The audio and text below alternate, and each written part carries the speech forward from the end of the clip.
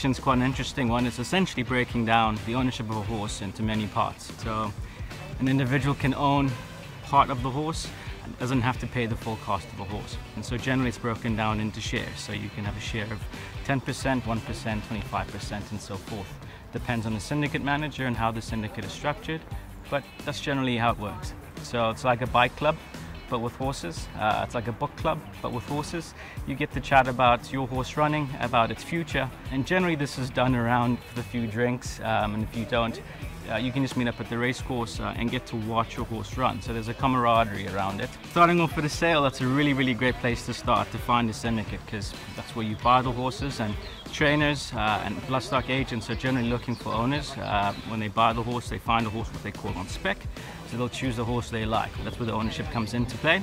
You decide you want to go and buy a 10% share, you can contact one of the trainers, or in this case an agent.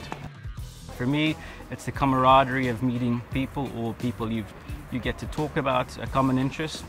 There's the whole ownership experience, which is allowing to see your horse on a big race day, if it gets there and you're lucky to watch on a big race day. There's a whole lot of behind the scenes activities that just make the whole ownership experience much the same as if you own the horse individually. So obviously as a collective group and the syndicate, you can do things together, and that just makes it a lot more fun. One of my favorite parts is you get to spread your risk, which means that you get to own more horses at a minimal cost, and that is really important because some horses take a longer time to get to the race course.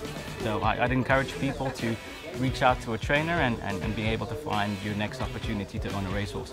I'm a huge fan of entertainment. I like good food, fast horses, whiskey.